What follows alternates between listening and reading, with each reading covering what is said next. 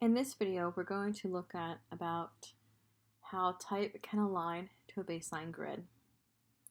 So you can see here I have 4 columns, but when I hit W on my keyboard to show my guides, that there are lines going across here. And you can make these any colors. I decided orange. But these will help in getting everything to sort of sit on a grid to almost look like a notebook paper. And this way you have a little bit more understanding about how you can adjust and fit. So even if you're like, okay, I'm going to stop here, it's going to align it as best it can to the nearest grid that it holds on to. So I'm going to show you how to set that up today. So first, let's go New, Command N. All right, and then just to make it easier myself, I'm going to go to Print, Tabloid, make sure I'm in inches, and again, just for easy math for today, I'm going to do 11 by 16, and making sure I'm on horizontal here. And this is just sort of a one-stop shop, so I'm going to take off facing pages. So first off, what you would do is, of course, come to your master page and set up your initial grid, right? So here I just want 4 columns. So something I could do here is I can go to each one of these and I can set it up against 4, but also if I just come from my ruler, which remember is Command R, and if you want it to be perfect, all you have to do is come up here to X and hit 4 and then hit off, come out again, 8, and then come out one more time, and 12.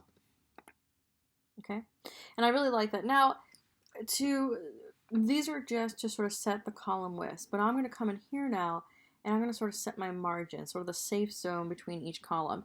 This is where, again, if you don't do math that well, maybe you just want to come up and bring up the rulers a little bit higher. So I just want to go 2 out of each one.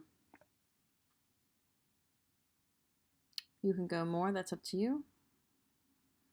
Here's my 8, so 2 out. There's my 12.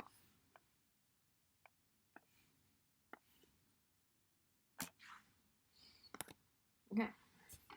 So again, might be a little bit too thin, but those are adjustable, right? Okay, so I'm just going to leave those as this is what I'd like. So right now, again, if I turn off my W, blank piece of paper. So what I'd like to do, I'm going to come over here, I'm going to do a type box, and I'm going to bring it all the way down or close to enough all the way down. Remember, these margins are set up by InDesign, and those are always going to be set up by 1/2 inch, so 0.5 inches, okay? And we will need that number in a minute. But I'm going to come to type, and then just keep filling with placeholder type, okay?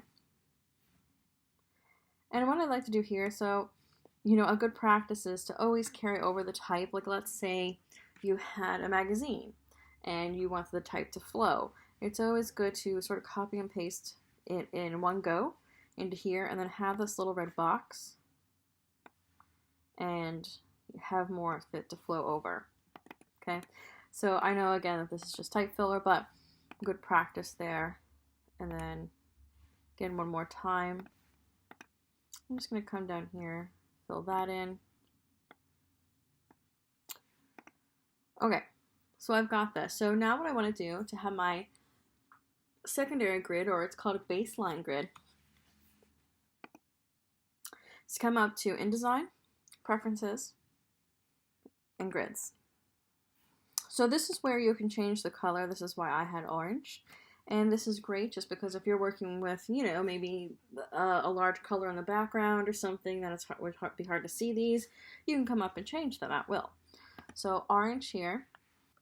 The start, okay, so this is where your margins would be. So right now with InDesign, we have 1/2 inch margin. So that would stay there, but if you decide to change that, it would need to change. Top of page or top of margin. So you can change that and see how that relates. And then increments every. So this is actually referring to your leading.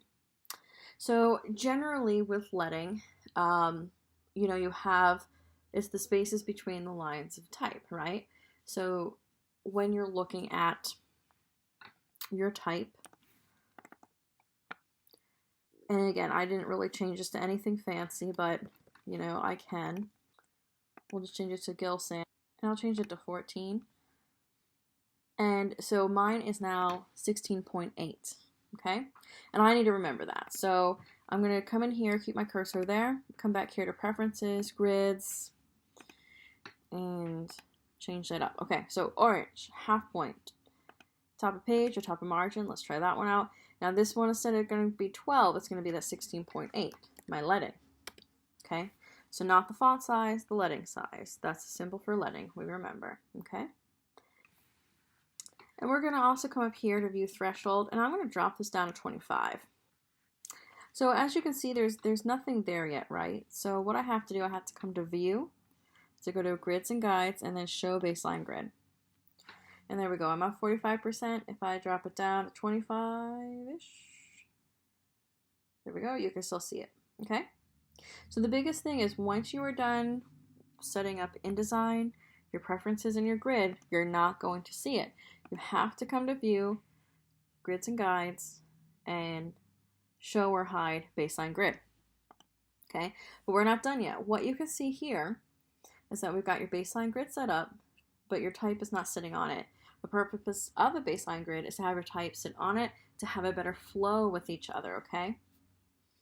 So next what we have to do is bring up your paragraphs. Again, if you don't see that here, we're going to come up to Window, and then Type and Tables and Paragraph, okay? So what you need to do next is Command A or select all. Okay, so make sure your cursor is actually in the type, and then do that. So if your type ends up like this, highlighted in black, you've done it right. So remember, cursor is in the type, Command A, or probably Control A for PC. And then we want to go to Paragraph, and right down here, align to baseline grid. Okay? So you can see here that it's all sitting on the lines, okay? And then again, if you go and like try to move this up, it's going to conform it to the nearest line it can sit on, up to the point of where the baseline grid sits. So it doesn't sit past the margin, which this line is, right? This purpley pink line. So it's going to move that up to where it can, okay? And then this way, your paragraphs will have a much better flow in how they sit. You know how you can see right across here, there's no working with. And I can also see that, honestly, my gutters are very small, and I should have used bigger ones. But those are all experimentations. And then also, what you can do now is that if you want to, keep on your guides for your initial grid system, but this is too much, right? You can come up to View, Grids and Guides, and then Hide. So you can flick that on and off very easily, and there's also a hotkey that you might want to look into. So that looks like it would be Option Command and then colon. Yeah, okay, cool. Option Command colon. Ooh, that's another one. So lots of grids to work with, and hotkeys to learn. Like, I don't know that hotkey off the top of my head. So hide document grid, we've got the baseline grid hid. So that's really it, and that's just going to help you align better, okay? So when you hit W again, it all looks like this. So again, the biggest thing is remembering cursor's in there, you know what your leading is, and you can change that size, but it's going to help work with that the most. So even if you want some bigger leading, that's fine, but make sure the leading is the same when you go to preferences. Okay, if you need to change the color, of course you do that. Maybe I didn't like top of margin, I want to top a page, so you can see how that transitioned there. And all that's within your power. You can do all of that, you can change all of that, okay? But there we go.